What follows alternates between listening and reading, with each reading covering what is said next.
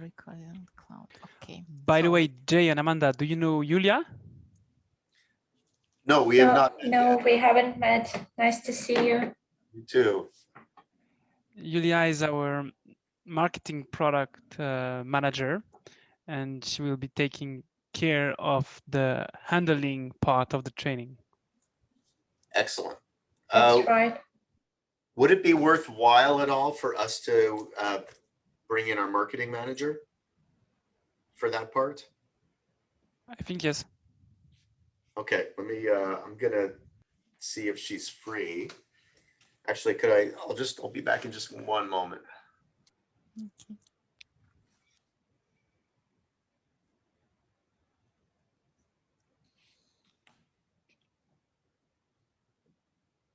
So how is the weather where you all are? Jay was just saying it's snowing in Toronto.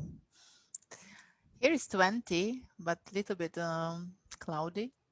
But it's today is actually first or second day, just a little bit, because it was quite long, also cold here this year. Normally in April it's already quite warm. Today it's like yeah, first warmer day. Same here. Today is really nice. 20, I think, something like this. 20. I think here it's only about maybe 15 or 17. But in Toronto, it was, we were getting like 10, 12, and then the past 2 days it's been snowing. Like all the cherry blossoms are out and then snow on top of the cherry blossoms. Yeah, Toronto is. I remember once I was in Toronto, but it was in Christmas. I'll never forget. I don't know. You'll never forget this cold around the lake, you know. It was like minus 25 or something.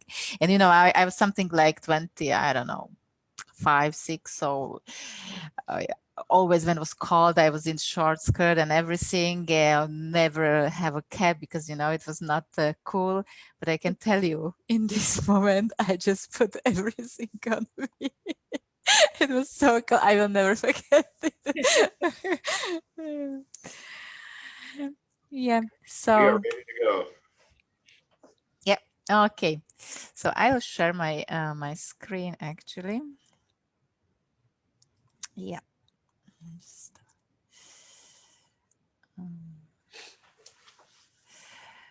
So I was actually appointed today to give you a little bit dive in our material design optics, just the first dive in our lenses. Nevertheless, I met you already a few times in a distributor meeting, so I think you know already a lot. But okay, repetition is never bad, I think. So I will start to talk anytime you have some objection or you would like to add or ask, just don't hesitate to just stop me.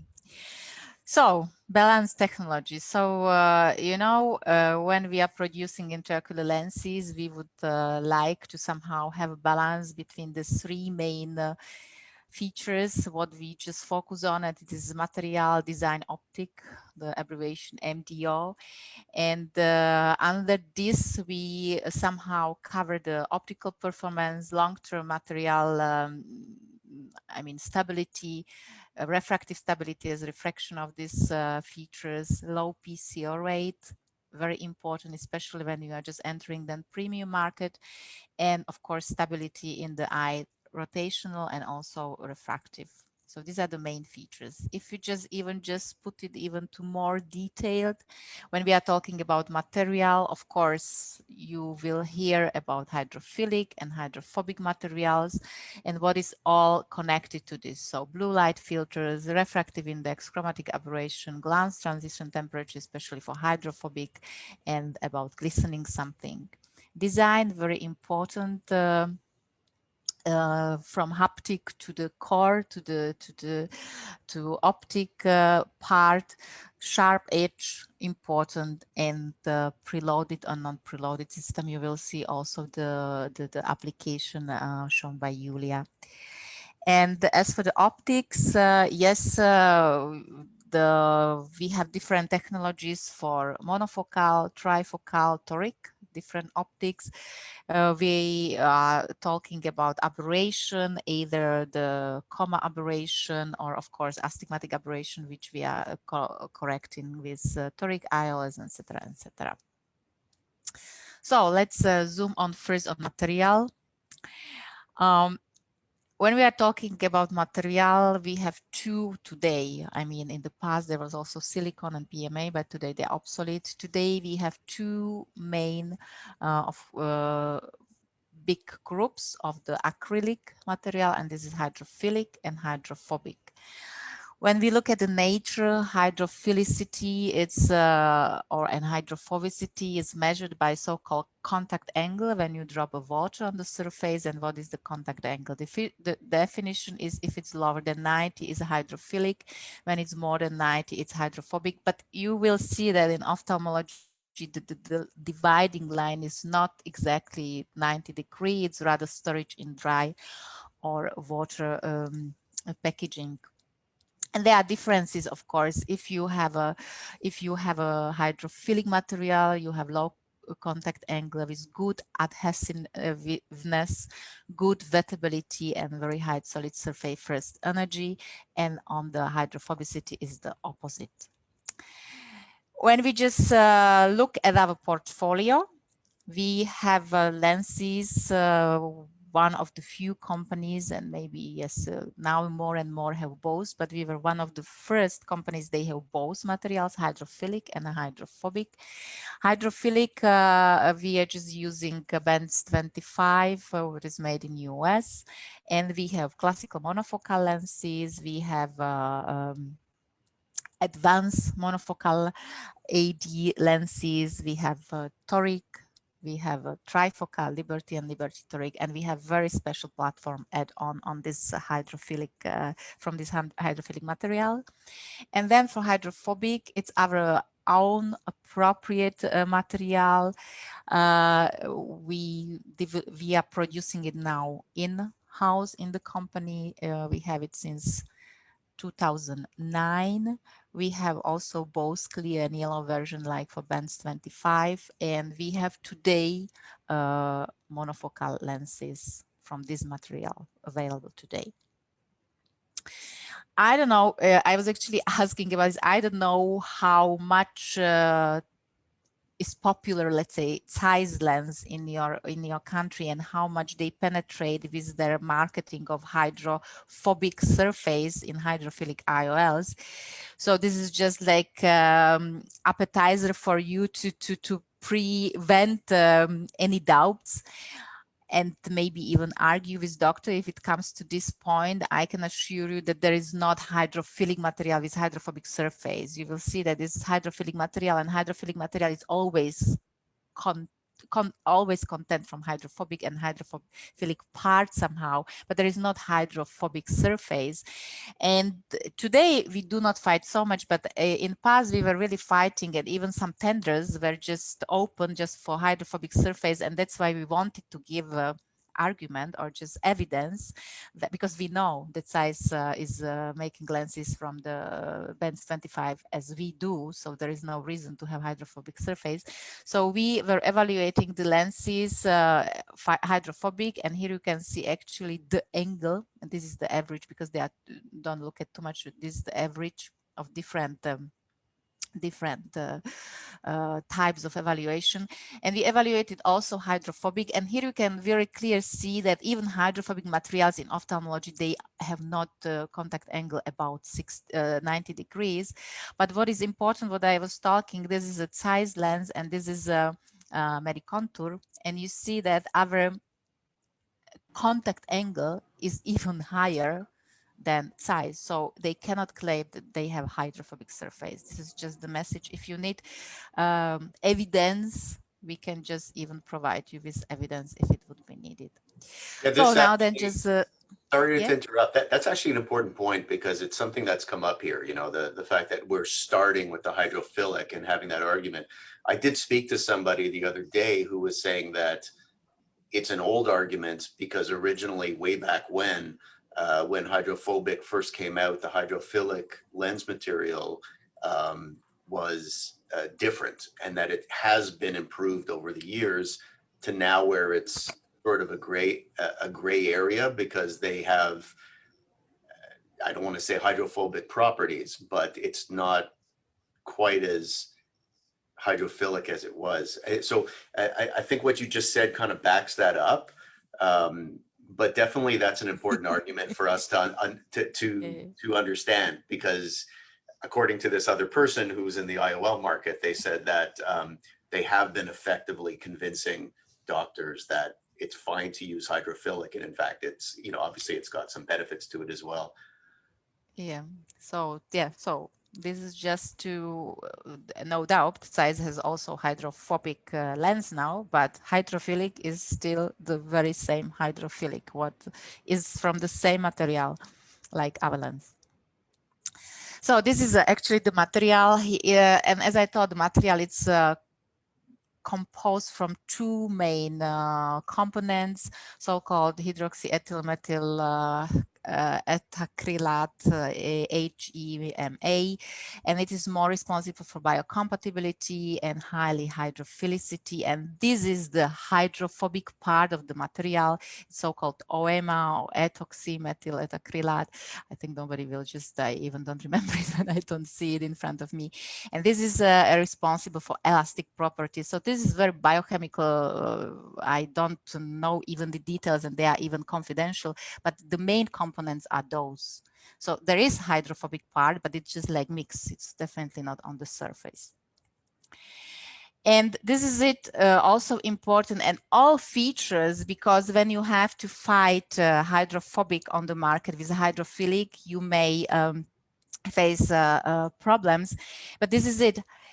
Hydrophilic material and hydrophilic material is not the same. And from this, from the hydrophilic material at the beginning, when you come either to trifocal or monofocal IOLs, this is a big journey, and each company has their own journey how to come there. Of course, the base must be the good hydrophilic material. And hydrophilic material used to have quite bad image in the past, because there are many companies that were producing hydrophilic material, many Indian companies, and these material were not, let's say, clean enough. They were not purified, because, for example, bands purified before distillation of monomer. So it's really clean up. It's more expensive then, but they really bring very high quality of material to the market. And this material is less prone to any calcification or et cetera, et cetera. What was not the case other hydrophilic materials, and they made the bad name of hydrophilic material. So we have to distinguish. We know that hydrophilic material has a very good UV biocompatibility, what is not case very often for hydrophobic material. Sometimes you can see hyperpigmentation in an angle after implanting hydrophobic material. Again, depends what kind of hydrophobic material. We did not have reports of calcification. I'm talking now about primary calcification. It means that it is because of the material itself, not, let's say, the associated disease of the patient when they have, let's say, diabetes or et cetera, it might happen. Today, we know that in some cases, when there is gas inflated into the eyes, for example, after retinal surgery, and today DMEC, DSEC, we must be careful with hydrophilic IOLs, but with every hydrophilic IOLs, not only with ours. It might happen, but we call it rather like secondary, let's say, calcification. But we did not have report out of it neither, but we have to, our doctor always somehow has to take into this consideration. And I have it actually this second slide to more visualize. The truth is that the doctors are fighting with you usually when it's come to monofocal lens, but in the moment we are coming to trifocal lens, what should be even higher requirement for quality of the material. We see that that dividing hydrophobic hydrophilic is today even 50-50, because panoptics came to the market. But when there was not trifocal lens other than hydrophilic, it was predominancy of hydrophilic premium IOL, and nobody actually complain, because both of hydrophilic trifocal IOLs, as a pioneer Physiol or Zeiss later on, were from very high quality Benz 25 material. So this is also for you, that this is the proven and golden standard material, not only from Medicontur, and actually for your interest, Medicontur was the first who put the material to the market, and then we were followed by Zeiss, and then we were followed at that time Acrytech, and then we were followed by Physio. So, but it's proven by other companies as well. As for the feature, yes, we have a clear and yellow filter material. This is for long discussion, what is really useful to protect macula and what is rather marketing, but we have both. It's very slight. If you see the lens, you will see that you even sometimes cannot distinguish if it's transparent or yellow, because we are filtrating in this part of the, or Benz 25 filtrates here in this part, so we are not going to block scotopic vision, so we don't filtrate in blue range, rather in violet. So this is in the big picture, just to have an overlook. So refractive index of this hydrophilic material is 146. Abbe number is 58. We have blue light filtering in yellow part.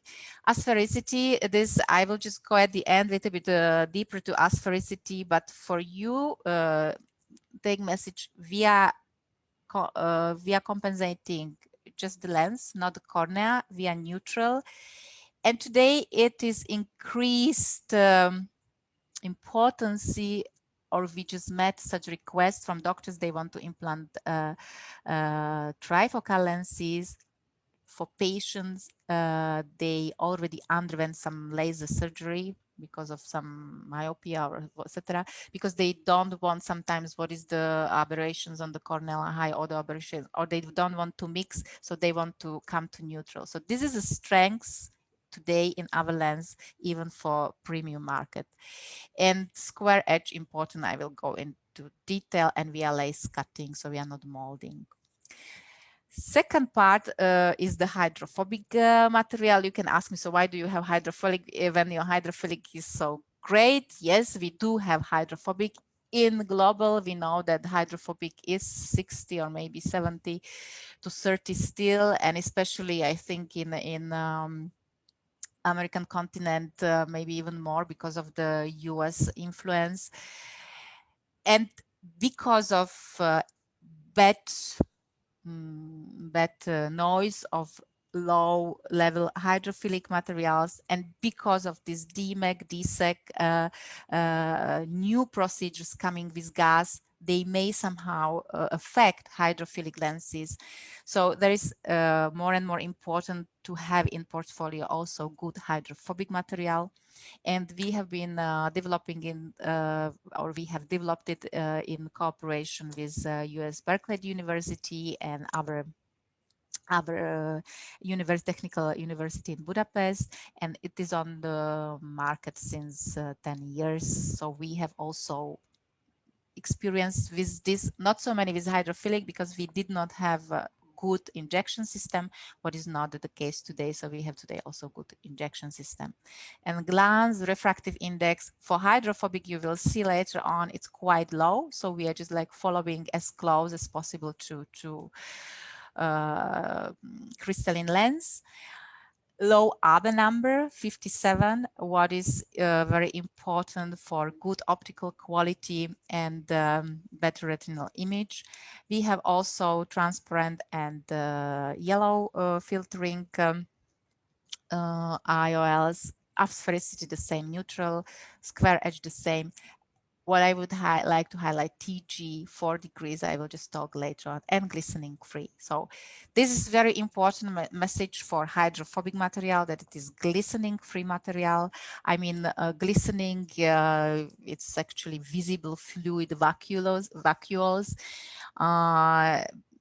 We learn more and more if we do research that kind of glistening you can, after a period of time, find almost in each lens and material. The question is how quick and what is the quantity. And it depends what is the cause that one lens has a more glistening, one lens has less glistening. We think that one of the causes is definitely refractive index. Then also cast molding might be accelerating this glistening as well, because we know that Alcon is famous for glistening.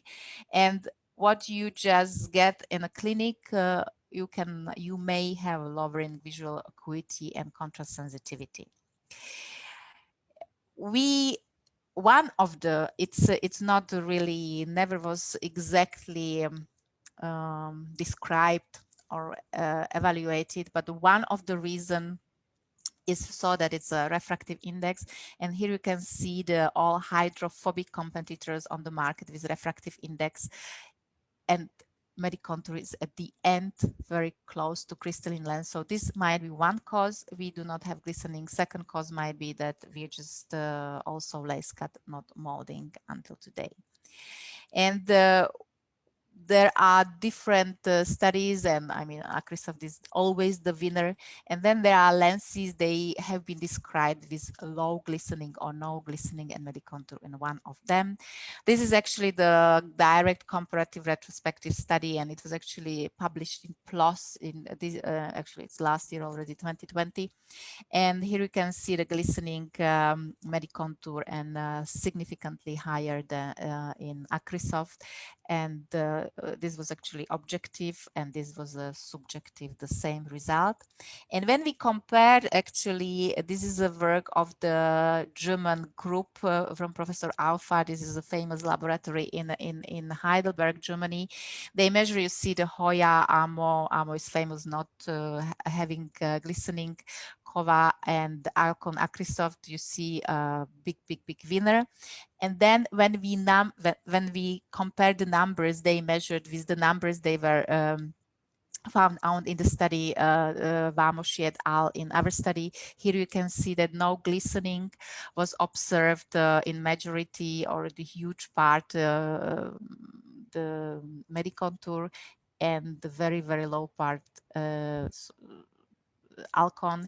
Mild glistening, so this two is no or mild for Medicontur, and Alcon is just growing from mild, moderate, and severe glistening. So we have also this evidence if you would need it for the market.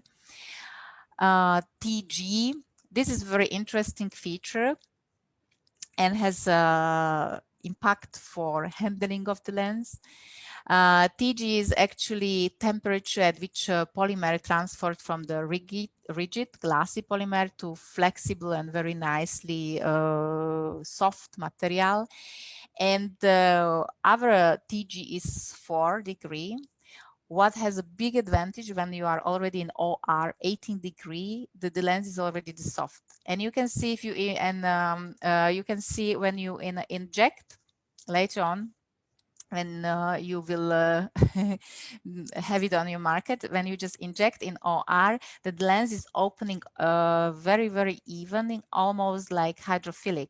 This is a big difference. I saw many Alcon users, they really thought like, wow, this is really wow effect, because Alcon TG is something like 15. So in OR, they are still sometimes they have it in the pocket to bring it to warm it up a little bit, so at least open in the eye later on.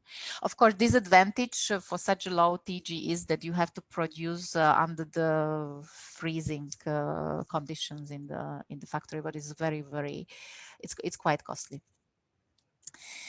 Abenambre, yes, my lovely topic always was. So what is Abenambre? Because it's very fashionable to talk about, and actually it was never somehow accepted in marketing and scientific field, probably because Alcon has a very low Abenambre, so they never communicated it. But actually, Abenambre is the measure of the material dispersion, because light has a different colors and they don't break in the same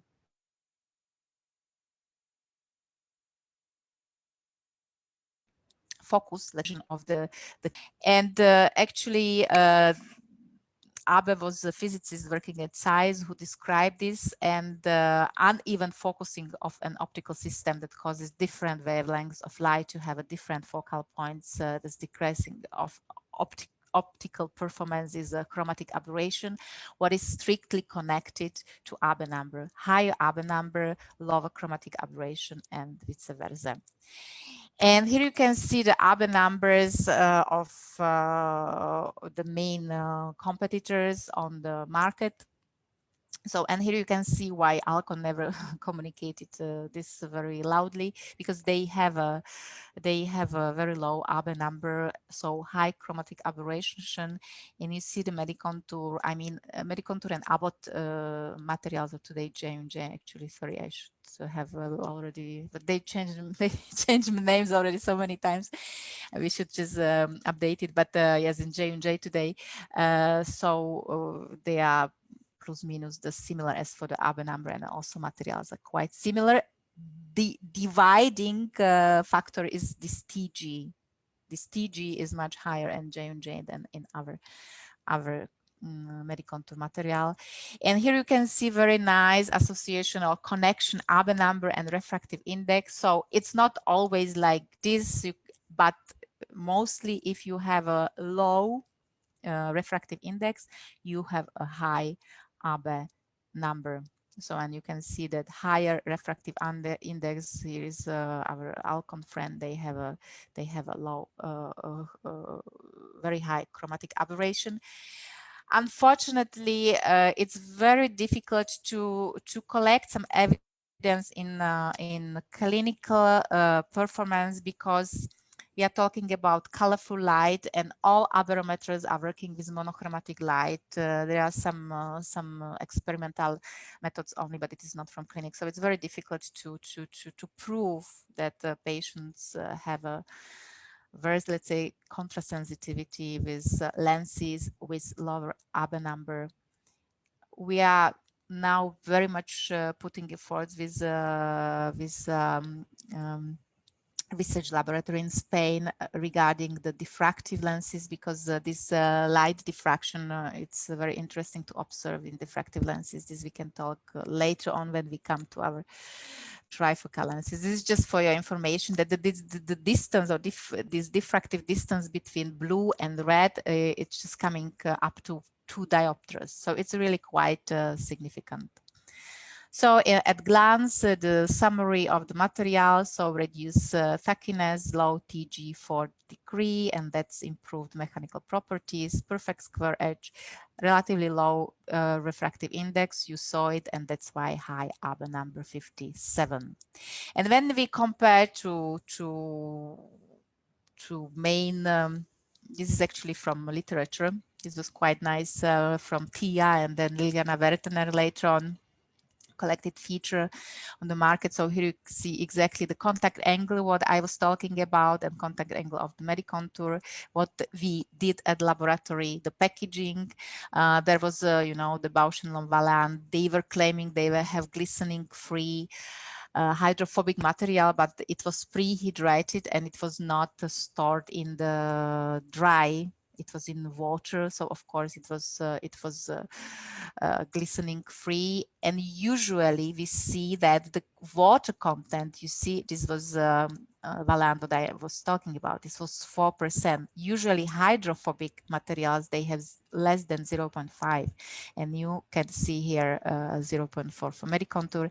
This is the refractive indices for all competitors, and these are the Abe numbers for all competitors. So you can study it later when you will need arguments for your doctors. Design, yes, this is also know-how mainly of mechanical engineering in the company, because it is responsible for many important features. You know, we have quite a wide portfolio, sometimes maybe too wide, but we will today concentrate for B-Flex platform. What is your main flag? in Canada. And we really have a majority of our research and evidence placed on this platform. So this is advantage for you. You can see the B-Flex platform. I think you know it's just quite a big lens. It's 13 diameter. I mean diameter from haptic. This is a 6 diameter lens, but what is very special is double loop haptic. What just gives very good centration, and you will see rotational but also refractive stability, what is important for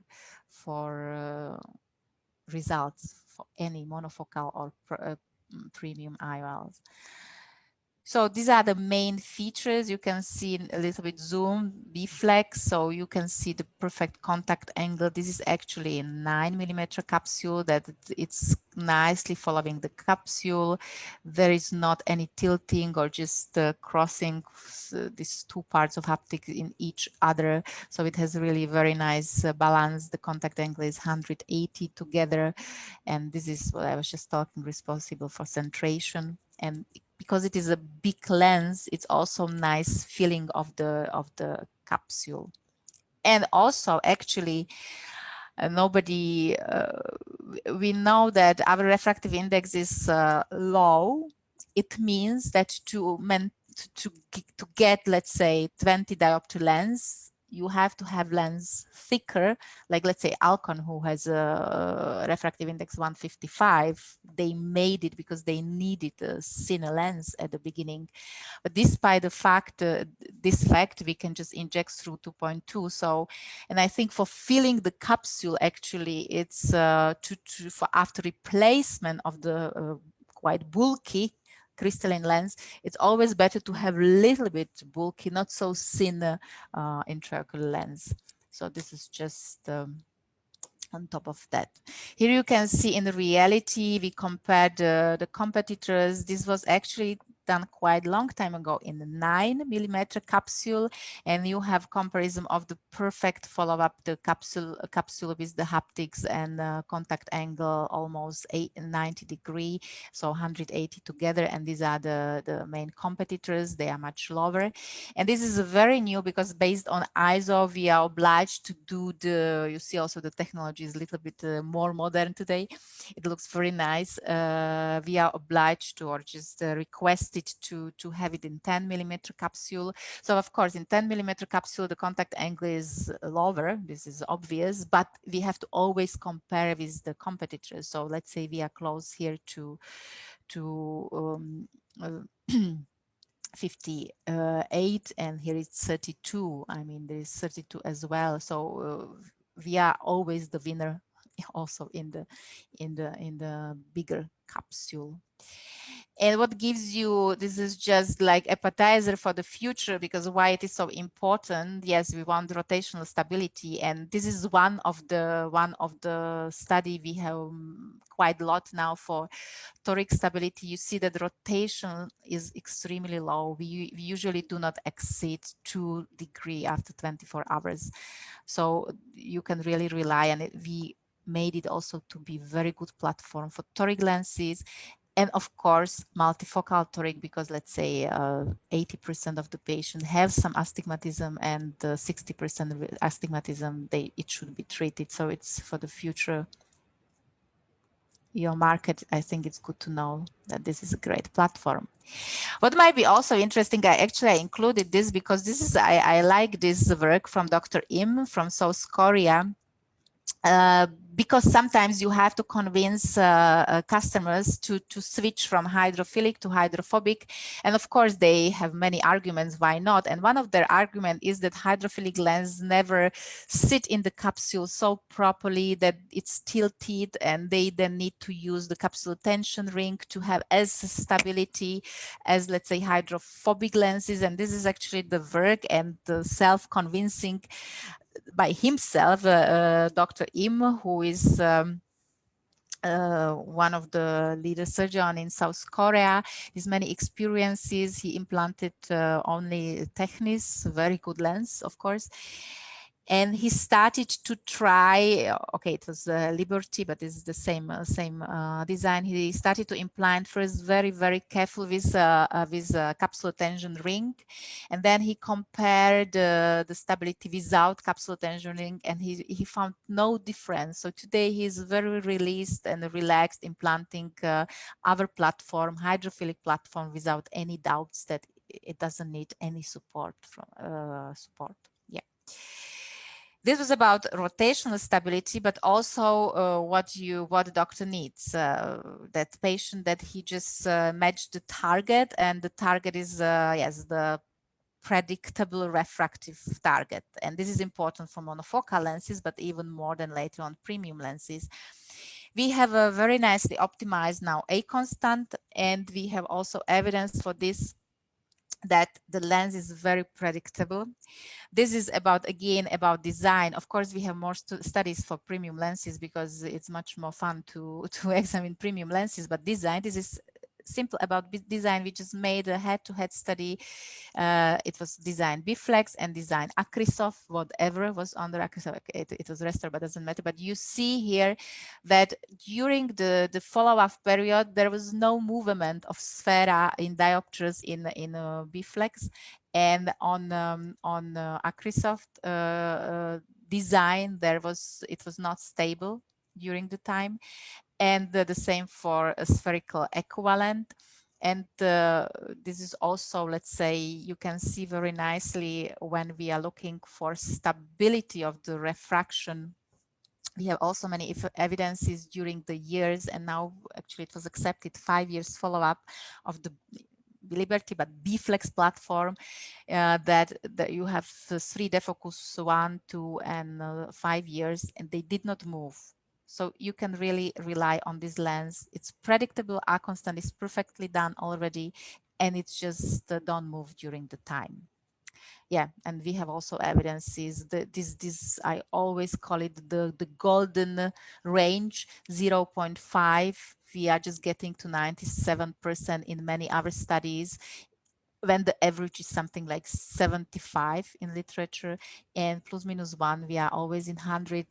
We are developing very nice research also of optimizing X constant and using different predictability formulas. And I was talking yesterday with one of our KOL, and they are even coming 95% plus minus 0.25 and 100% 0.5. So we are really putting a lot of energy also to this, to have perfect refraction, because refractive error and refractive surprises are one of the main failures, anything, I mean. So, and of course, mainly for premium, but also for the monofocal lenses. Square edge, yes, important because of the PCO, because yes, doctor probably will not ask you what is your square edge, but probably they will, I don't know what is the insurance or how they deal with PCO, but from the medical point of view, we know that PCO can be treated by YAG capsulotomy very nicely. This is no doubt. But YAG capsulotomy has effect. There is 7% or more of refractive movement after YAG capsulotomy. There is some percentage of retinal detachment, etc., etc. I personally even think there must be even some distortion of the perimetry of visual field of the patient. And of course, if I would have implanted some lens, I would like to postpone the capsulotomy as long as possible. So this is our intention as well. And this is also connected very much to hydrophilicity and hydrophobicity, because probably some doctors will tell you hydrophilic material cause much more PCO than hydrophobic. What is not true, actually, and we have even evidence within the company. We know that the most responsible for PCO development is perfect square edge, and having this edge 360 degrees around, because if you do not have it, you see here, this is Alcon, what they have perfect square edge, but not in haptic optic junction. And this is their typical Achilles heel PCO, what we see quite often at Alcon lenses. So, and square edge, what is perfect square edge? Yes, I mean, this is also visually perfect square. There are different measurements. We measure one system in our laboratory that it should be radius. I mean, this small, what is just around this made should be less than 10 microns. It was published also a few years ago. There are also different measurements, what Liliana Werner uses now. I will show you also her results. And this is it. You see at the first glance, actually, the differences. This is our perfect square edge, and these are the competitors, and all of them are claiming we have a square edge. Yes, in some distance, yes, but as you can see, it's not perfect at all. And this is a problem, a little bit of hydrophilicity. Again, it's not that the lens is hydrophilic, but how is the square edge? And the truth is that to maintain square edge in hydrophilic lenses, because of the production, because of hydration, and because of the optical quality of the lens, which in majority or in the past must be polished, and with polishing, you just polish also edges, that it was very difficult to maintain the square edge after the production. But because our polish-free technology, we can maintain this because our optical equipment is so high level that optical quality immediately after the cutting the lens, it's very good. So we do not need to polish. And these are the differences between different hydrophilic IOLs. And here you can see all of them, they are claiming that they have a square edge, perfect square edge. This actually, and this is actually, here you see there is no even, I think this is a Zeiss, and this is one of these Alcon and Hoya. They have perfect square edge, but not in haptic optic junction. This is important. And here you can see this measurement, what we just measure in our laboratory, that different lenses have different this diameter, and we have 10 microns diameter. So this is what was published, that this is optimal square edge, what should be maintained. And this is what doctors will ask you. So, okay, so let's talk about the PCO rate, and we have many publication actually today from different type of lenses, but all of them are Bflex platform. We have 1 year follow-up. This was actually a half year follow-up, and then 1 year follow-up, the same study. There was 0 PCO and 0 via capsulotomy. Then we have 1 year follow-up and even 2 year follow-up. 100 eyes, 0 PCO, 0 via capsulotomy. Then we have this, you might see a little bit high, but important is that this was head-to-head study, what I show you, Liberty and Restore. And Liberty is hydrophilic, the Bflex, and Restore is hydrophobic, famous for non-having PCO. And then you see that there was 11 for us and 13 for Restore. So probably the criteria were put somehow differently, like in other study, but it was done with the same surgeon, same criteria, and we were even better, not significantly, but okay, as good as Alcon. So, and this is a hydrophobic material. Then we have a long-term follow-up, 2.5 years from Dr. Gerbech. What I would be very careful about this 1% because it was not consecutive patients. But what we have here, very new 5 years follow-up, 5 years follow-up, this is 18 eyes, 21% PCO after 5 years follow-up. So this is a very good result. So just a quick question. Yeah. Here we're talking about the hydrophilic lens, right? For all of those studies. So is the square edge important with the hydrophobic lens as well? I mean, yes, I mean, the square edge is, the important is square edge, not the material. It doesn't matter if it's hydrophilic or hydrophobic. Then, of course, the quality of material can somehow enhance or help, but the square edge should be maintained in both hydrophilic and hydrophobic. But because of many hydrophilic lenses, it was not maintained because of the production way. That's why hydrophilic has such a bad image. It was actually published by Spalton a few years ago that the main because there were many hydrophilic lenses on the market and they had PCO, and then Alcon came with their first lens and it was hydrophobic, and voila, there was not so many cases of PCO. But then Nishi and Paul started to evaluate why. And then they found out when they compared hydrophilic at that time and hydrophobic Alcon that it's not the material was, but Alcon has really perfect square edge, and the hydrophilic lenses at the time, they did not have it.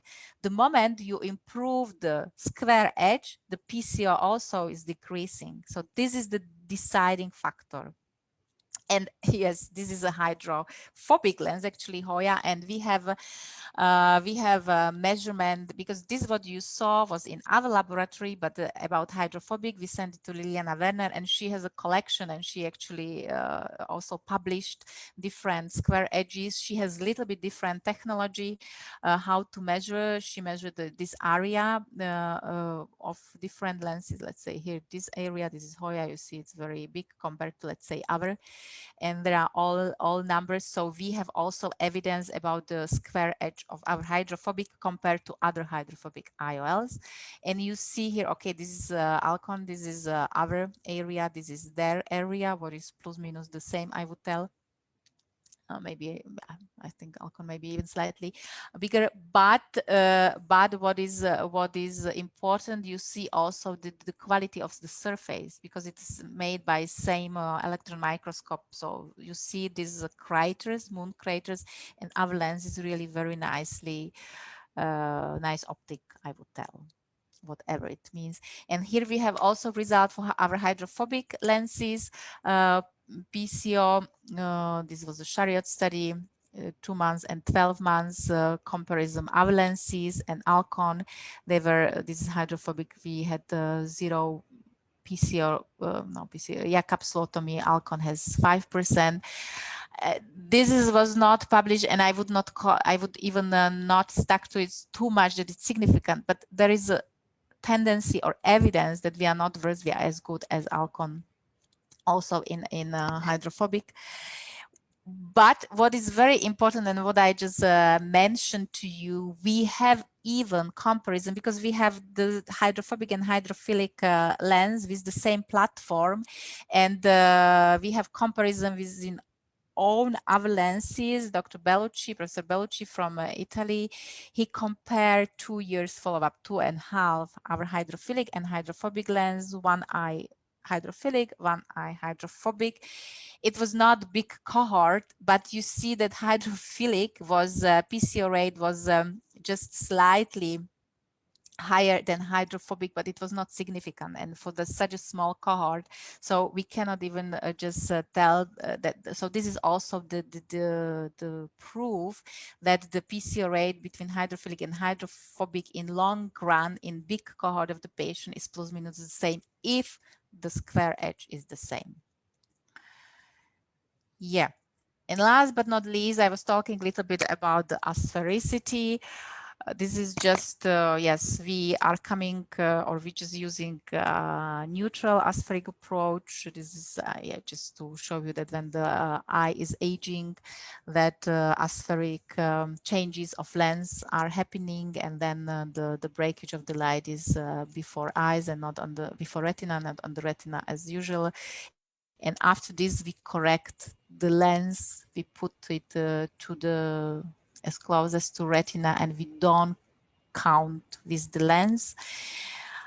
Here it is also on a, let's say, aberration-free optic and positive spherical aberration when, yes, when the lens is aging. We know that the majority of competitors, they correct also corneal aberrations.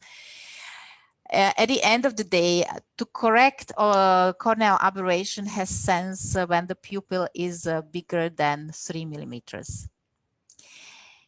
In the monofocal world and in the past, when all the patients have been implanted, usually the pupil was anyway not bigger than 3 millimeters. And we actually have been considering, when we came to premium market, to make also negative aberration, because we know that MTF might be improved in younger patients for diffractive lenses. But today, when more and more post-LASIK patients are coming to market, and we have really request for aberration-free or zero neutral aberration lenses, I think we are unique somehow. And 95% of the patients are anyway corrected perfectly. They are not still not regularly corneal aberration, high order aberration of the cornea. Even the premium market is not everyday basis measurement. So we still think that, taken into the consideration all, we are still better off with neutral approach, and we never had actually the problem, and we never faced the depth of focus loss, what it's famous for techniques, because they are just going too far.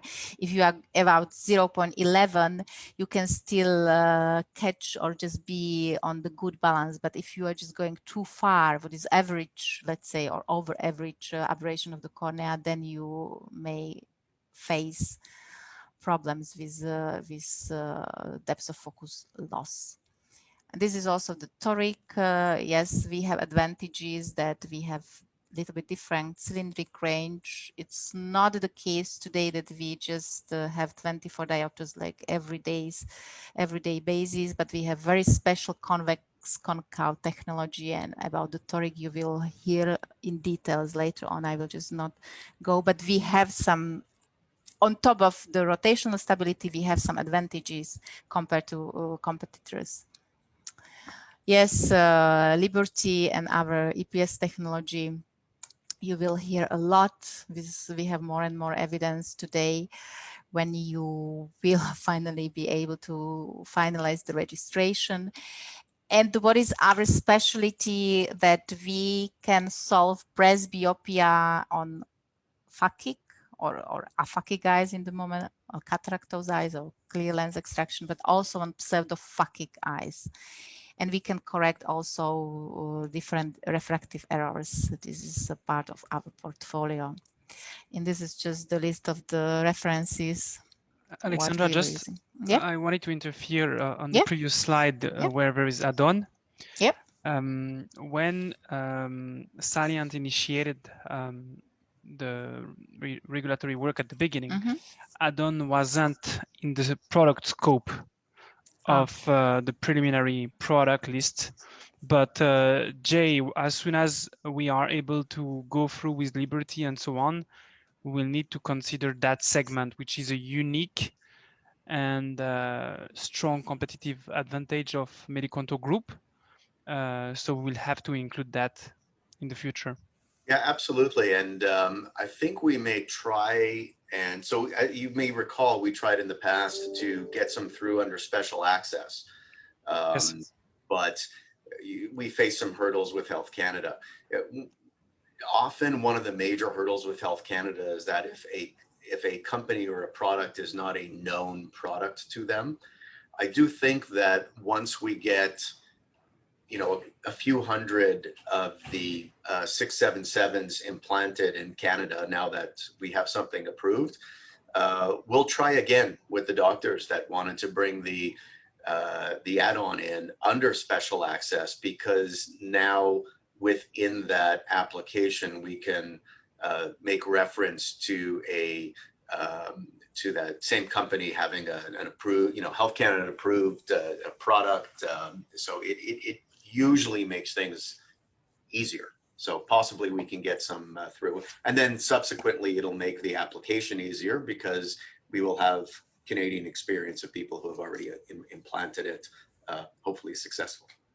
Yes, in the past, you know, our sister company First Q, and still recently, we have really few add-on being used in the University of Ottawa or something like this. So that could also help, but we'll have to take a close look at it. But also, since you have great access to all refractive surgeons, that would be really interesting, and that would also provide Salient a unique combination of surgical options for all your surgeon across Canada. And in that segment, we only have one competitor, which is Rainer. So the potential is incredibly high, both in terms of branding and also in terms of business. Jay, actually, I think I don't recall us, at least as long as I've been with Salient, us submitting for special access for the add-on. I think you were talking about the SML lens. It's my understanding that Big has already planted an add-on, yes, right? this is correct. Yeah. And they are the same design, but completely different indications. Right, but the sorry, the point I was making was that we tried for SAPs before, and the major one of the major hurdles was the fact that it's an unknown. So we can try with SAPs with the add-on and with the Chariot again, once we've got some of the monofocals under our belt. Yeah, I remember there were Professor Baikov behind SML. There was the Spanish professor. I always forget his name, but probably you know him. He was also very much what? Guillermo Rocha. Yes, yes, Guillermo. Yeah, so he was also very much trying to get SML. Yeah, because they have a good contact with Gabor Chariot. But yeah, it was about SML. But yeah, this is the same platform, but yeah, totally different target group of doctor, group of patients. Yes, of course. Everything. I'm checking at the same time our records through our first Q sister company, and it says that the add-on got official approval under the SAP program in Canada.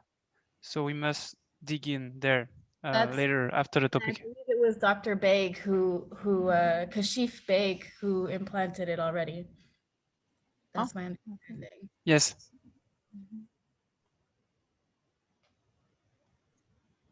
No, but that was just an interruption. Sorry, Alexandra, but I think it's important that we take care of that in the future. It's not the priority, but we will have to map it down in the planning of our regulatory work in the future. Yeah. Yeah, actually, this was, I think this was actually the end. Yeah, I just, yeah. I always found out what I forgot because I wanted to show you one slide about the importance of I wanted to always too much importance of the design, because now we have also head-to-head study the size acrylisa, or I don't know, whatever, some size, but displayed haptic. How big difference is not only because of the PCO in the that we have, let's say, 3 times less, or they have 3 times more PCO, but also the refractive shift. How and acrylisa is or any plate haptic from outside is famous for this, that they are shifting, and we have all evidence for this. I will probably you will want this presentation anyway. I will include this slide there. One question, maybe you could expand upon it.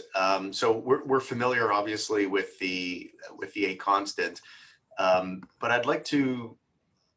I guess I'd like to hear, and we might have gone over this before, so I apologize if it's a repeat. But what created the change in the A constant on the monofocal lenses? What was done to make that adaptation? You mean from 118.1 point to 118.9? Yeah, in fact, it was a question that just came back on the name change from Health Canada as to, if the design is the same. They asked for an explanation, but I guess I'd like to know the explanation as well, just for my education.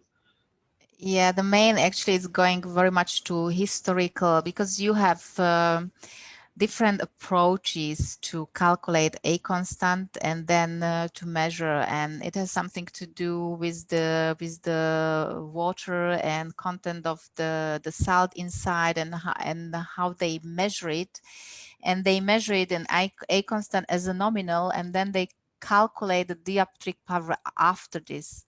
And it was done with all the system in the past, and it was somehow historically moved. And it was actually in Europe, it was very similar for size lenses, and then they changed also because they started the new approach. And yes, who knows something about the lenses as the same design? Yes, it should not be changed almost 1 diopter for A constant, but it was when you have a constant, we never had the refractive errors because we compensate. You know, it was you have like two balance parts, and you just put here more and here less, or opposite. So we compensate with a dioptric power, let's say the lower A constant. But today the measurement system developed, or just make standardization, I would tell, through all of the world. So we adjusted our monofocal lenses because premium lenses have been already adjusted. So this was just okay. Okay, that was an excellent presentation, by the way. And I've listened to dozens and dozens, if not 100 presentations on various equipment over the past 30 years. That was very, very clear and informative. Yes, thank you. It's always, I mean, it's always nice to hear, of course, with you, but yeah, I mean, after so many years in ophthalmology, I think it should be like a natural. You would be surprised. Some people or some instructors or doctors cannot convey information in an organized and clear fashion. So that was good. That was excellent. I just love to do it, you know. That's all. That's all. Yeah. Okay, so I think if there are no questions, I think now you can just be witness of Julia master of the, and I think you also should have the lenses with you. Yeah, maybe just can I add a quick word about the ABAD story? I think it's important, Jay. Yeah. Just go ahead. The real reason we cannot tell it to Health Canada, of course. We explained in the past the reason and the evolution of the measurement technology.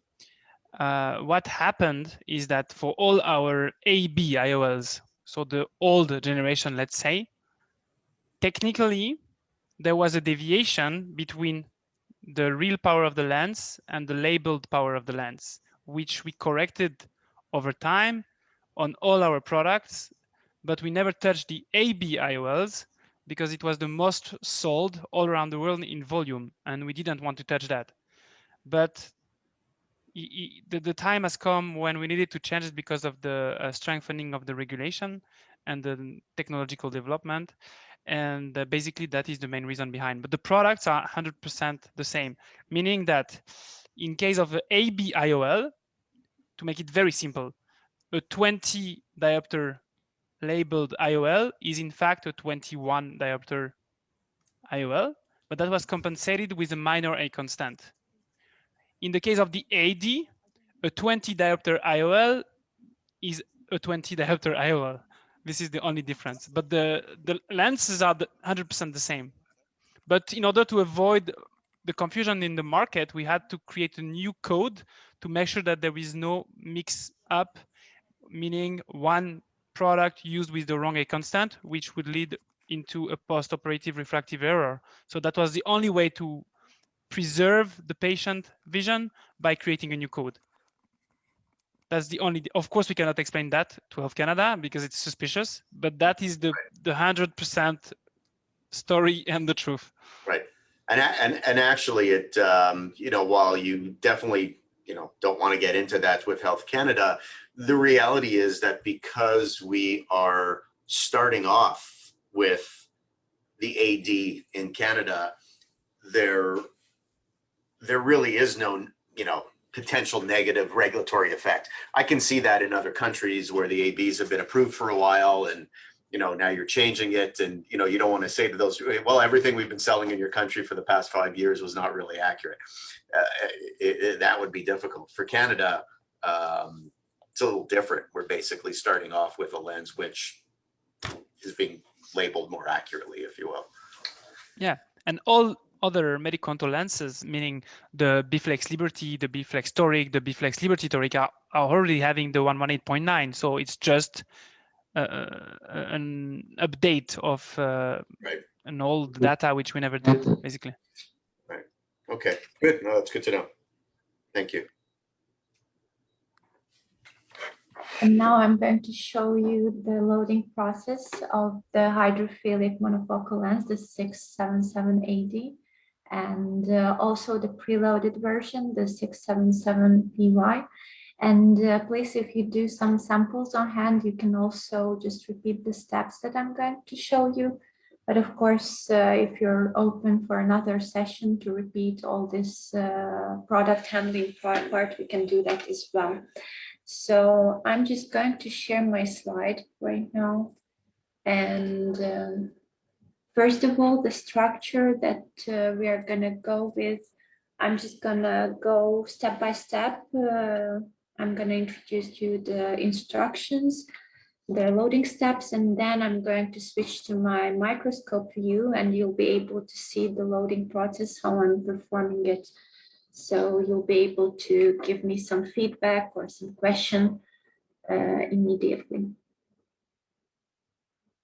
So we are going to start with the non-preloaded version. You know that for this kind of lens, we are recommending to use our MedJet injectors. There are some top-loaded classical winglet type injectors.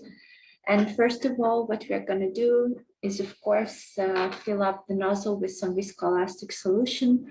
We have the two hulls of the loading chamber. We're going to also load some visco into these chambers, but we will pay attention to not to overload it because it will make the loading process a bit more difficult. It's always better to add some more when we have already closed the cartridge winglets. So after loading the viscoelastic material, the next step is the IOL loading itself. And this is the step where you have to pay attention to insert the IOL correctly with its right orientation, so it will come out in the eye correctly with the posterior side looking at the posterior side of the capsule bag and having the square edge on the posterior side. And this is the orientation where you should go with this reverse S shape when loading the Biflex platform. So after loading it and making sure that everything within the loading chamber, nothing is outside it, we are going to add an extra drop of viscoelastic material and then carefully close the winglets. And while I'm going to close it, I'm just gonna hold down the lens with my forceps just to provide extra stability and safety. And then after I close the cartridge, then I'm all ready to load it in the injector. At this step, I usually recommend to just add an extra drop of viscoelastic material from the posterior side of the cartridge, but you'll see it more clearly under the microscope when I'm going to perform it. So it's really easy to perform. You should just insert this loaded cartridge into the loading bay of the injector body. And then with a rotational motion, we're just going to fix this cartridge so it won't be moving when we're going to push the plunger. And basically that's it. We are ready with the injector and we can perform the injection itself. So with the injection, we should follow some push-pull technique. Under the microscope, I'll show you how you should exactly perform it. And this is the point when I'm going to just switch my screen and share with you the camera view that I have. Just please confirm if you can see it. I think you should see a white plain background right now, if it's true.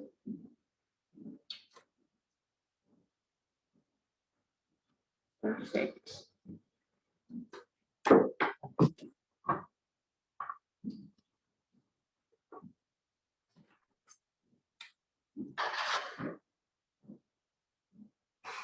So I prepared the injector. We're going to use the MedJet for this purpose, and you see that it has the cartridge packaged separately. And first, what we are going to do is to open the cartridge. Just gonna zoom in a little bit so you can see it better. and just fill up the nozzle with the viscoelastic material. And then the 2 chambers. But I won't add a lot of viscoelastic material. It's better just to fill it up a bit later when we already have the IOL inserted. And then I'm just going to remove the IOL.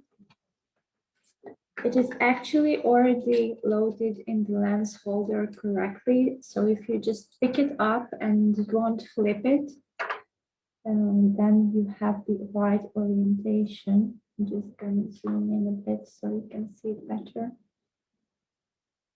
You see it has the reverse S shape, so we're just gonna pick it up with the forceps.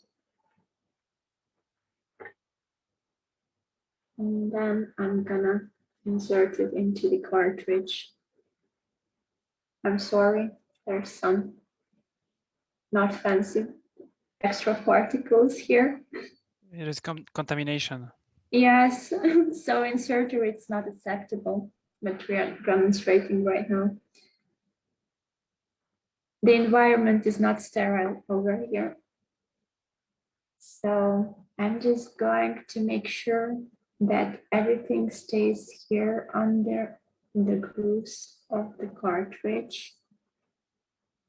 And I'm slightly gonna close the winglets. You see that they're not completely open. This way it's a bit easier to load the IOL. And actually the lens is slightly closer to the nozzle. So this is the way it should be. And also I'm going to put an extra drop of visco just to make sure that the amount is enough and sufficient. And by holding down the IOL, I'm just gonna close the cartridge. And when I heard a click, it means that the cartridge winglets are closed. The IOL is all safe inside. And actually at this phase, if you feel any resistance while closing the cartridge winglets, it means that probably some part of the IOL just got out of the loading chamber. So just reload it and make sure that everything stays within. And this is the part when I'm gonna add an extra drop of viscoelastic material from behind just to make sure that everything is going smoothly. And here we are gonna perform the assembly of the IOL with the cartridge. I loaded it into the bay and now I'm going to slightly rotate it, and with this motion I fixed it so it's ready for the injections. And you remember that I showed you in the loading steps that you should perform a push-pull technique when injecting this IOL. So I'm just going to zoom in a bit and you'll see it more clearly. First, I'm going to push the IOL and we will inject it.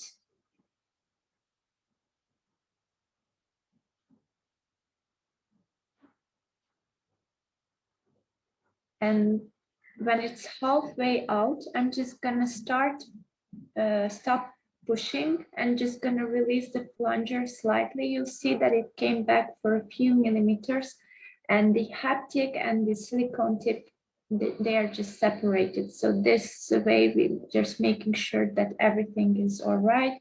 And then I'm just slightly going to push out the haptic. So this is it. I'm just gonna show you the IOL. You see that the loading process is really easy. And one extra step that I would like to demonstrate here. So this is the IOL that we injected. And I'm just going to show you a model that we have just to demonstrate it a bit more simple. So when you're loading the IOL into the cartridge, and you're manipulating with it, you should always pay attention to get the haptic in this position, and accidentally do not flip it like this when you're manipulating with it. So just avoid any movement that would cause something like this. Always pay attention that the haptic stays in this loop design and it's not twisted. Okay, so that was all for the 677 AD loading. And if you don't have any questions, I'll just show you the PILMA 677 PY preloaded system that you're going to show. Julia, I will just make a comment. Hi, Yes. Jay, Amanda. It looked like obvious for us, but just to remind it to Jay and Amanda, all the haptics needs to be just like we saw on the movie, with the haptics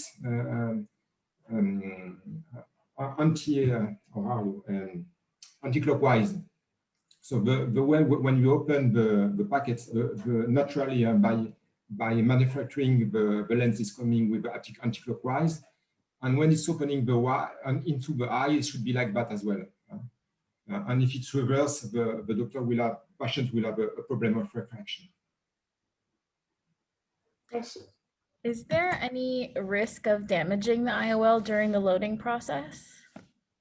I haven't experienced it. Honestly, the most risky part, if you don't just pay attention and when you're closing the cartridge and not all of the IOL is inside of the cartridge, so something might get trapped, but still it will just will be damaged after you close it, it is trapped and you start to push. So if you just notice with the extra resistance that will come with the trapped optical part or optical part while closing the cartridge, and reopen the cartridge and then load again, then you won't experience any damage because it's pretty resistant material and flexible. So that would be the only chance that I would see that it will get damaged during the loading process. And also, if you keep the lens dehydrated for a long time, you're manipulating with it for minutes, but it's not realistic. So, I mean, surgeons will get used to the loading process pretty fast, and I don't see a chance of getting the IOL dehydrated. And I will suggest that the doctors will train with a non-sterile lens for the first time to make it comfortable before he go to the operating room, and with the lens, he has to sterile lens, he has to implant into the patient eye. One general comment here is that what Alexandra mentioned is related to the advantages of our lenses, and one of the main and major feature is this double C-loop aspect of our B-Flex platform. But this is also unusual for the surgeon, which makes the lens quite big, meaning the loading part is a little bit different from what they are used to. I mean, of course, loading a single C-loop lens is something they are used to it, but the double C-loop, since they have two sensitive loops, basically makes it a little bit sensitive during loading. That is why training is very important. And that is why your product manager or product specialist, I don't know, will need to train or assist the sales team, who will always need to be there in the first surgery for a new surgeon. That is very important. And for that, we will be providing as many non-sterile samples as you need, of course. But this is very important, I insist, because I have seen so many places where training was not done properly, not meaning that we didn't provide training to the distributor, but the training didn't properly arrive to the sales rep, to the doctor. And then, you know, after the first OR session, they called, but what is your problematic lens that you sold to me? I cannot go through, it's always broken, or, you know, so we want to prevent that. And once they are used to it, it's really convenient. And once you know how to do it, you saw Julia did it very easily. It's always really good, reliable, and perfect. Okay, thank you for the comments. And now I'm going to share the slides for the PILMA preloaded system that we have for the hydrophilic lenses. Just give me 1 sec and I'll share the slides. Okay, perfect. Yes, so first of all, I'm just going to go through and show you what kind of product application, product handling and supporting materials we do provide. Of course, the most detailed instructions, they come with the instruction for use documentation, and the latest version is always uploaded to our official website. And actually, this is the document I recommend to go step by step when you're starting to apply this product and this is your first interaction with it. And then we do have some supporting one-pager info sheets. So you can see that this has some pretty nice illustration in it and also includes some technical data. So you can also use it in ORs as a reminder for surgeons at the beginning. And also on our official YouTube channel, we have a loading video. It's really nice. So you can also use it while introducing this product to the surgeons and the scrub nurses.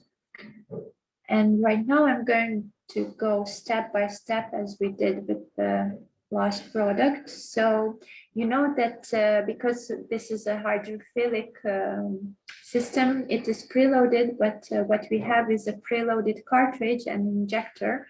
So we won't have to deal with the IOL loading. The only step that we're going to perform is to put together the two pieces.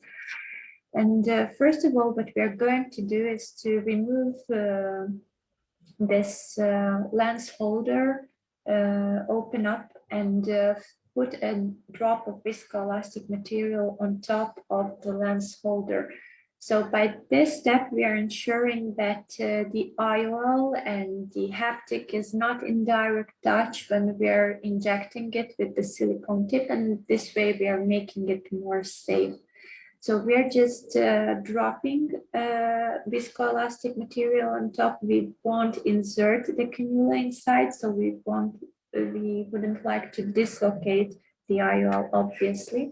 So this is the first step that we're going to perform. Here, actually, you can see some nice models of the system that we have. This is the preloaded cartridge and the IOL inside of it. And this is where we're going to place the drop of viscoelastic material. So after we do have the viscoelastic material on top of the lens holder, we're going to put together the injector and the preloaded cartridge. It is really simple. You just have to insert the injector into this lens holder. You'll hear a click. It means that the cartridge is already inside of the injector.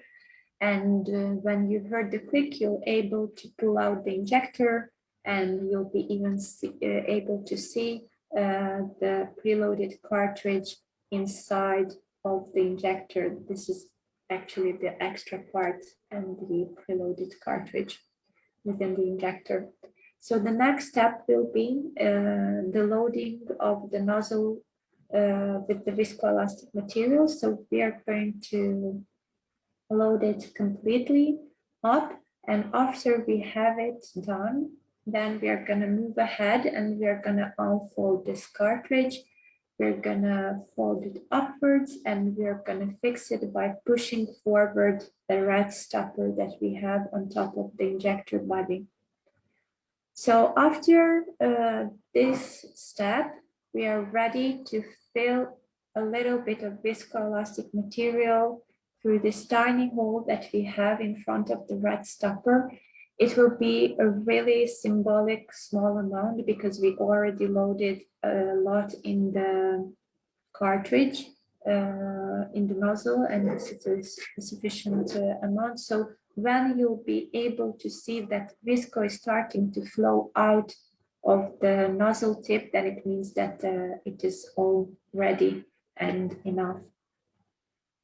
And this with this injector system, you should also follow this push-pull technique that we had with the MedJet loading in the previous session. And this is exactly the way you should do it. So you can see on the nozzle these winglets that will guide you with this push-pull technique. So what we are going to do, we're going to first push the IOL until the optic edge reaches the level of the winglets. When we have it, then we are going to stop pushing it forward. We're going to pull back the plunger until we see that the trailing haptic and the silicone tip are completely separated. And then we're just going to continue pushing forward the IOL again, and we are ready to inject and deliver the IOL into the eye. So this is it. And now I'm just going to share my camera.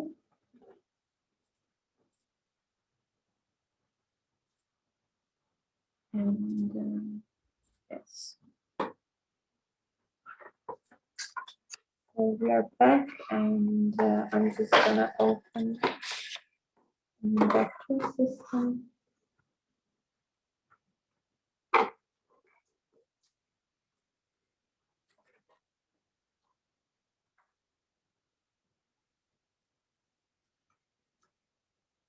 So I'm just gonna zoom in and you can see it better. So this is actually the preloaded cartridge with the IOL inside I'm showing you. And I'll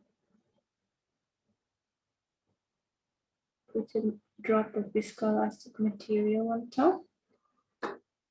And once we are ready, I'm just going to open the injector. And I'm going to insert it into the lens holder. We heard a click. We are ready to remove it. And you'll be able to see the cartridge. It is already inside, so this is it.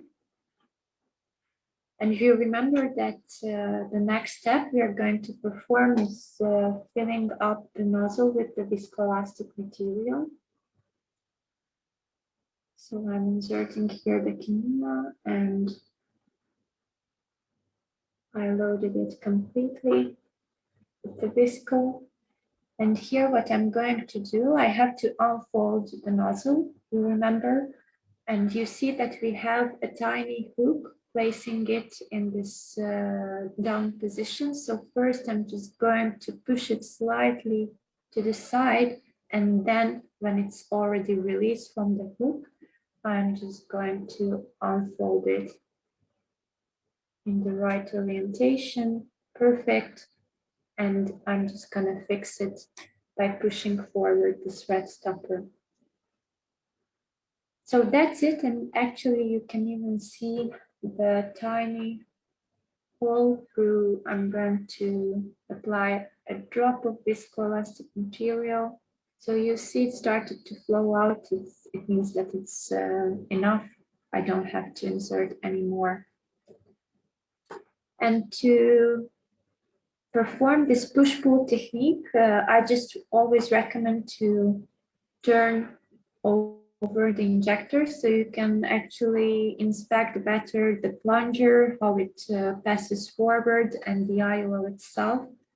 So I turned over the injector, and now I'm just going to push forward the IOL until the optic part reaches these winglets. Okay, we are ready. So now I'm just gonna stop pushing and just gonna retrieve the plunger. You can see that it is completely separated, the plunger and the haptic. That means that we are ready to perform the injection. And I just turned over the injector to have the correct orientation. And we are ready to inject the IOL.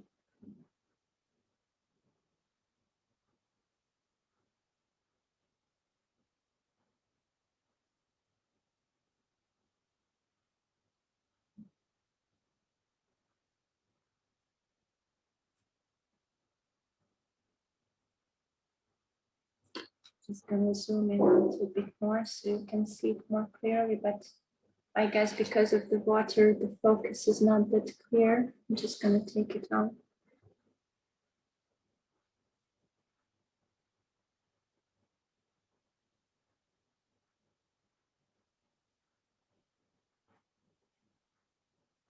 And so here you'll be able to see the IOL if we have the focus right.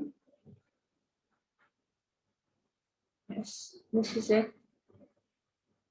So you can see that the lenses are identical and the Pilma just comes with this preloaded system. So that was it for this session. Please let me know if you have questions, and in the future also we will support you with this product handling part. For this injector and the size lens, what's the recommended incision size? It's 2.2. 2.2. Okay. Yes. And for the non-preloaded, depending on the diopter and the MedJet injector you're going to use, you can go down to 1.8. But with higher diopters, I would say that from 30 diopters, it is recommended to go with 2.2.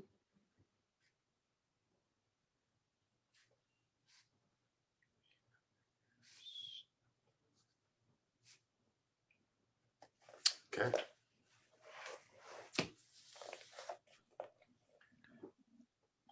Ready to start doing cataract surgery.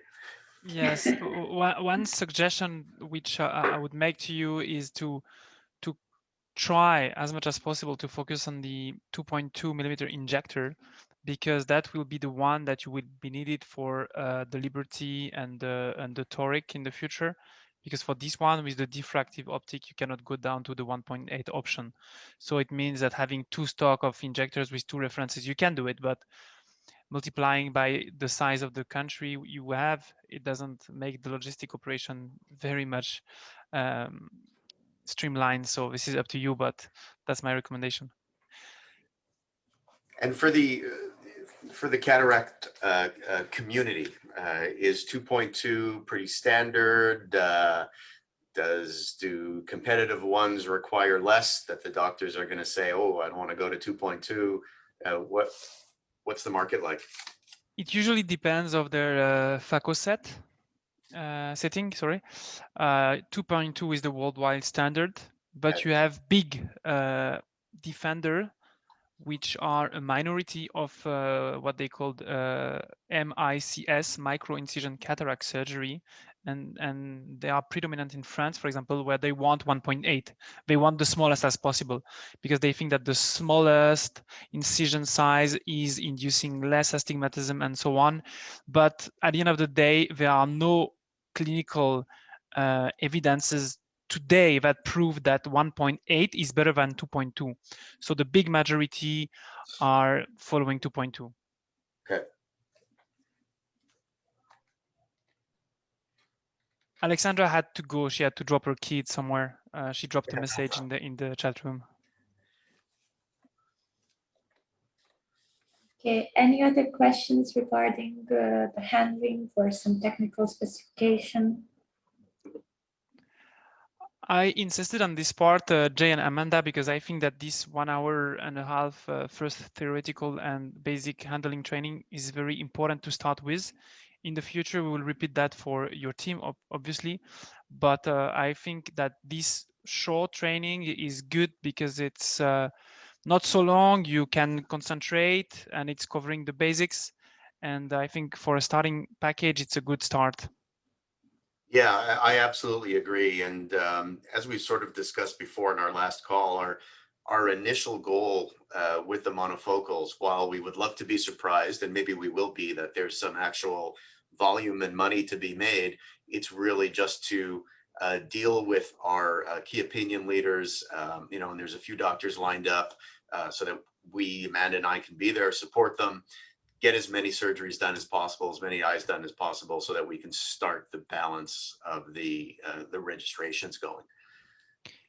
Yes, that is clear. And what is good is that in this training, which covers the material, the optic, and the design, it also applies to everything which is about trifocality, toric, and so on. So once you digest all this basic knowledge, then you just need to focus on the trifocal technology, the toric advantages, and so on. Yeah, and I think it will be worthwhile for the next training session, which we can do, you know, sooner than later, is on the, you know, the Liberty 7 and the multifocal lens competitive comparison, because while we're in the OR with doctors talking, you know, with the monofocal, obviously our main goal is to get them excited about the multifocal, so it'll reduce the lead time for the you know, the implementation later on. Yes, definitely. You just need to inform us when you want that to happen, and we will take care of it. Well, we improved a lot in the past year because or thanks to COVID in this digital training. So now we are pretty efficient here. Yeah, that was great. Yeah. Thank you, Julia. That was. Thank you. Even everything was in focus. That's awesome. We have good lighting settings, you see, even from the window. I was gonna say we you know, we've set up a like we have a real clinic room set up as you would see in a normal clinic over here, where obviously, like you, we've had to adjust to a lot of online trainings, etc. But we still struggle with close-up focus. Yes. Okay, very good. Amanda, did you have any questions? Actually, yeah, I was just looking over my notes from a conversation that I had with one of the doctors that we hope will implant as one of our first group. And he was asking, like, not only about the A constant, but like all the biometric parameters that would go into their optical perimeter. Can you kind of explain to me what I would need to know about all the different formulas? It is a separate training from Okay. our scientific team, so from Alexandra's team, because this is really technical topic. Part two, okay. Yeah, we have a great table of all these constants, so we will provide you these.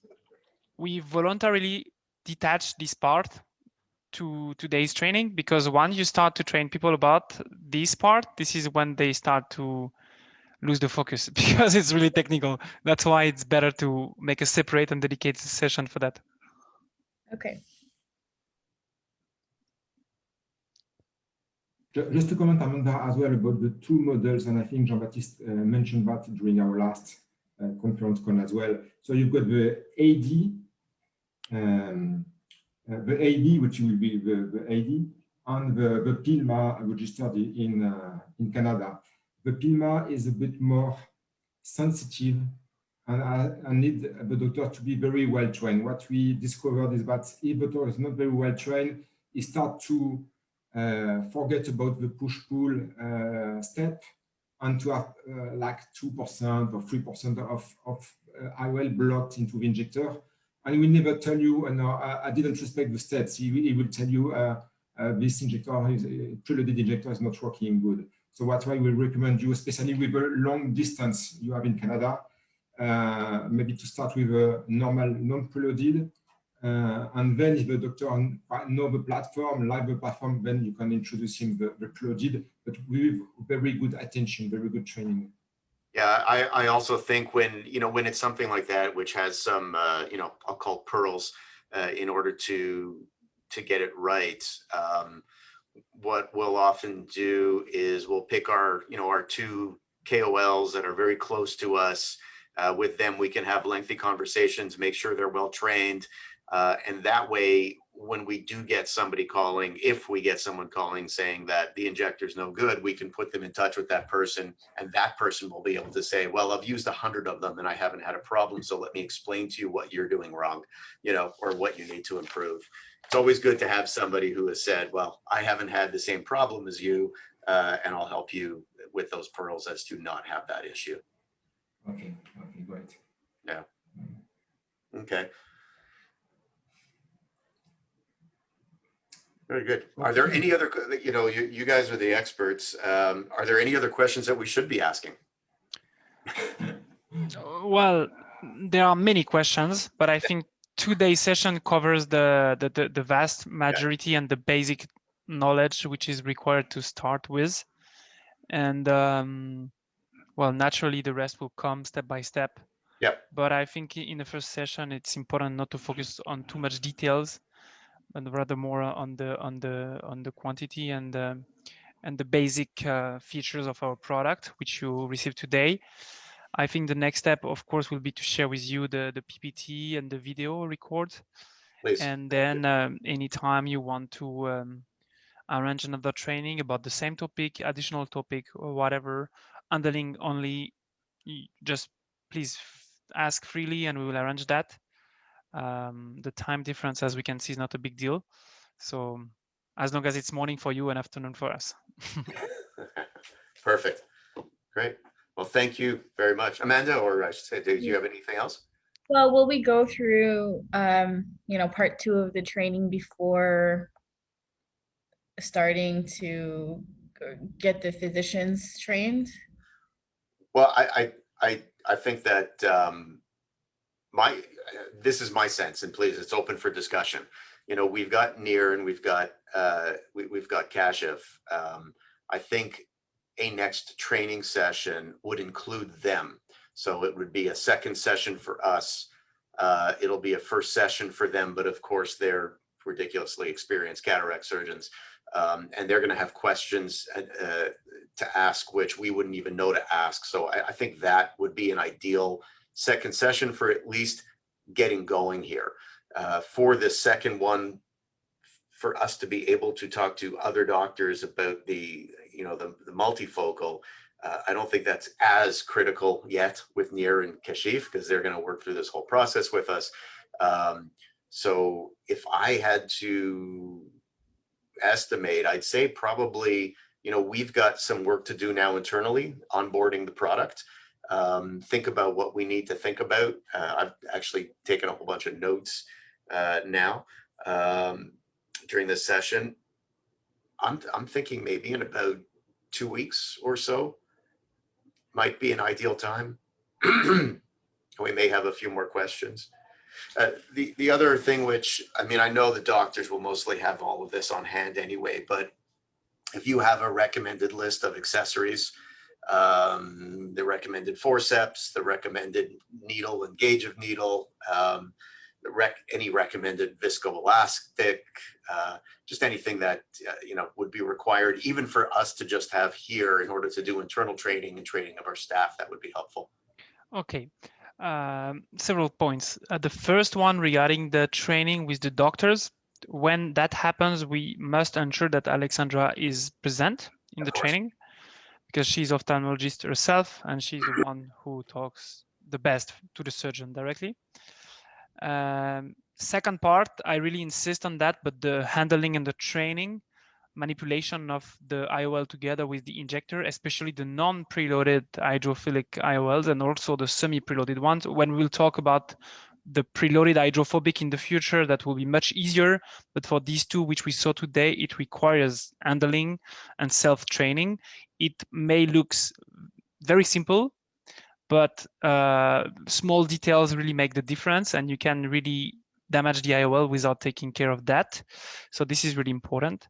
For all the people going to the OR, meaning your sales specialist and your sales representative, they need to train themselves to make sure that in case they need to show it themselves to the surgeon, they do not shake, they have confidence, they know the small tips and all that. This is very important. And the third part, except viscoelastic, you don't, and a forceps in your own office, you don't need anything special. And for the you don't need anything really precise, just regular IOL forceps. And for loading, of course, the HPMC is always the easiest and the best for demo. When it comes to hydrophilic IOLs in surgical environment, we don't have any specific preferred choice and recommended option in terms of viscoelastic. When it's about hydrophobic, we always recommend HPMC, which is a better combination together with hydrophobic materials. But this is not a topic for today because this product isn't registered yet. So I would say all kind of viscoelastic are working with our hydrophilic IOLs. So this is really easy and friendly user material. Just training about how to handle our product with the injector is very crucial. Usually, is it the physician that will load the lens? It really depends of the countries, and within the countries of the location, it's totally different from one place to the other. In some places, they want themselves absolutely to do it. In some countries, they delegate that to the nursing staff, for example, which in some countries you have a high degree of rotation in the staff, which makes it complicated because you need to make sure that each of the nursing staff is always trained. So it depends. I don't know in Canada, we never sold there, so you will be the one telling us. I don't know. So the difficulty with the preloaded is just like the technique of the push and pull. That's what makes it. Yes, and as I wrote to you back in, I think it was 1 month ago, something like that. Our hydrophilic PILMA, so the preloaded hydrophilic, semi-preloaded hydrophilic system, which you saw today, it's not 100% reliable. So sometimes you have some surprise. That is why I recommend you to focus on the AD. And once you have the preloaded hydrophobic, register to focus on that one, which is the most premium injector which we have. That is your choice in the end. But I think we decided, Jay, that we would just focus on the non-preloaded for these few cases then, right? This is the safe option and the best option, believe me. You don't want to create any complication because of handling manipulation with such a basic lens. Basic product. It's a monofocal product. That's what I mean. So better to take the safe path, I would say. If all things were the same, why would someone choose a non-preloaded over preloaded? If considering if the injector was perfect, what would be it? Mm-hmm. First, there is the availability, meaning regulatory environment. Sometimes you only have one available, not the second one, because in the historical development of the products, the second came after the first. Second, there is the price. Usually they are more expensive, the preloaded products. And third, in the case of our options, you don't have the smaller incision size option on the preloaded platform. All right. Otherwise, it's always better for the surgeons in case the system is perfect to go for a preloaded option. They don't have to touch the lens, they don't have to manipulate it. So, yeah.